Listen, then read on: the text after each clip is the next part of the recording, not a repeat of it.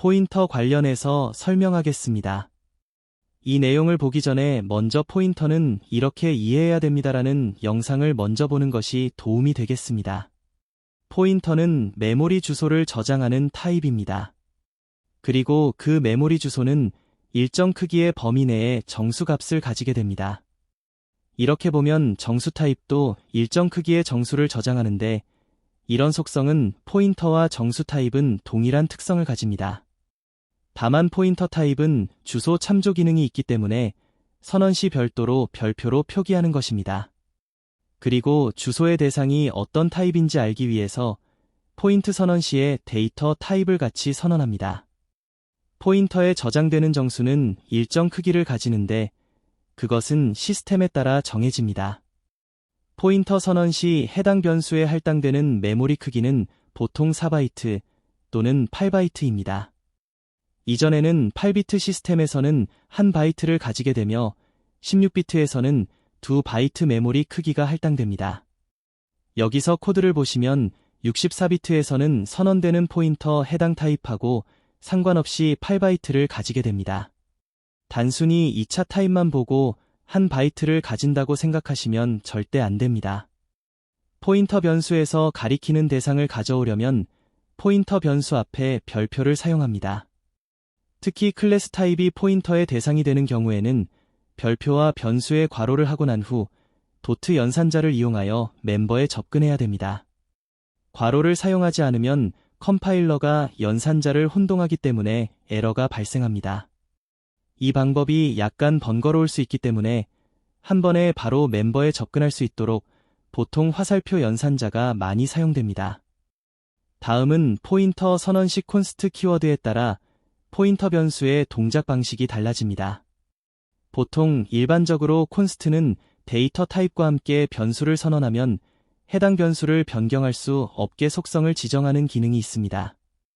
여기서 포인터 선언할 경우에는 콘스트의 위치에 따라서 어떤 형태로 변하는지 살펴볼 필요가 있습니다.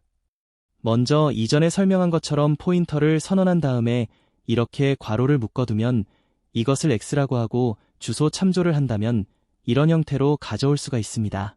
별표 앞에 콘스트가 위치하게 되면 포인터 변수에 참조하는 주소 참조값을 변경할 수 없게 됩니다. 그런데 별표 다음에도 콘스트가 위치할 수 있는데 이때는 해당 포인터 변수를 수정하지 못하도록 속성을 지정합니다.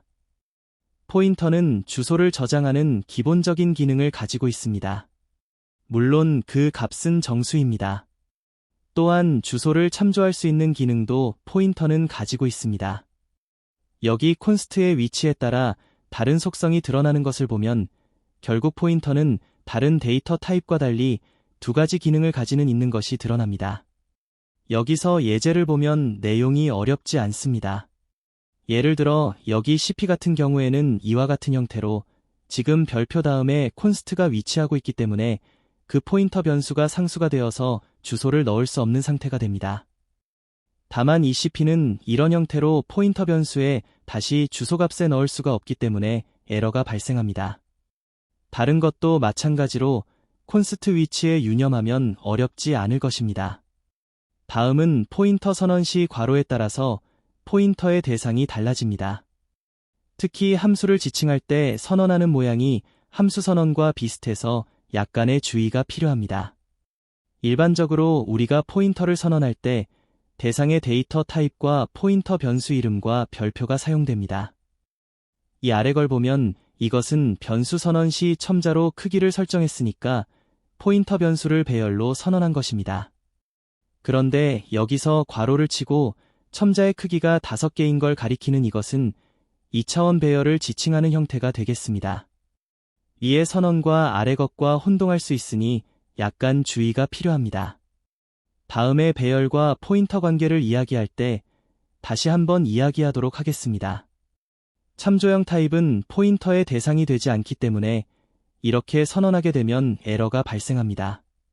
여기 이렇게 일반 함수는 우리가 잘 알고 있는 대로 반환 타입, 함수 이름 그리고 괄호 안에 있는 파라미터로 구성됩니다. 여기 보면 포인터와 같이 괄호를 치게 되면 f가 포인터 변수 이름이 됩니다. 함수를 선언한 것이 아니라 함수가 대상이 되는 포인터 변수를 선언한 것입니다. 대상이 이런 형태를 가지고 있습니다.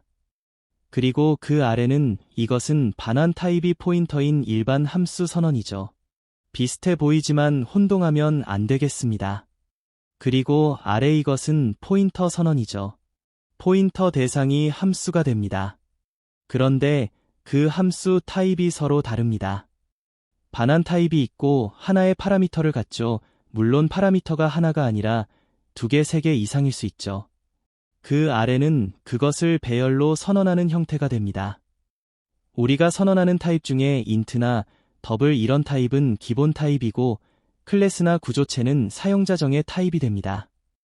여기서 함수도 사용자가 정의하는 타입에 속합니다. 함수는 일정 메모리에 저장이 되기 때문에 함수를 지칭하기 위해서는 포인터로 선언하여 함수의 주소를 가져올 수 있습니다. 이런 형태의 함수 포인터는 여러 코드에서 자주 볼 수 있습니다. 따라서 일반 함수 선언과 혼동되지 않도록 해야 됩니다. 이번에는 포인터 연산 관련돼서 이야기해 보겠습니다. 포인터는 정수를 저장하고 해당 정수는 메모리 위치를 나타냅니다. 포인터 값이 정수라고 해서 일반적인 정수 연산과 동일하다고 생각하면 안 됩니다. 연산의 의도 자체가 다릅니다. 정수에서 덧셈 뺄셈은 그 값이 중요하지만 포인터 연산에서는 다음의 대상을 지정하는 것이 주요 목적입니다. 그리고 해당 포인터가 가리키는 데이터 타입에 따라서 우리가 포인터 값의 1을 더했을 때 메모리를 가리키는 것이 어떻게 변할지는 그 데이터 타입에 따라서 이동하기 때문에 무엇을 가리키는지를 확인하는 것이 중요합니다. 또한 포인터 연산은 이미 언급한 대로 대상을 지정하는 게 목적입니다. 따라서 더하거나 빼는 이런 연산만 가능하고 나누거나 곱하는 연산은 당연히 안 됩니다. 포인터의 값이 정수이지만 이것은 메모리 위치 값을 나타내기 때문에 다른 연산에는 제한이 따릅니다. 여기 보면 int 타입의 변수가 배열 형태로 선언하고 해당 배열을 포인터로 받아서 2를 더하게 되면 int는 4바이트 크기를 가진 데이터 타입이기 때문에 4칸 증가한 곳을 가리키게 됩니다. 차 타입인 경우에는 1바이트니까 2를 더하면 바로 그 다음이 가리키는 곳이 됩니다. 포인터에서 연산은 연산 결과의 값을 확인하는 것이 목적이 아닙니다. 다음의 대상을 지정하는 것이 목적입니다. 이것으로 내용을 마치겠습니다.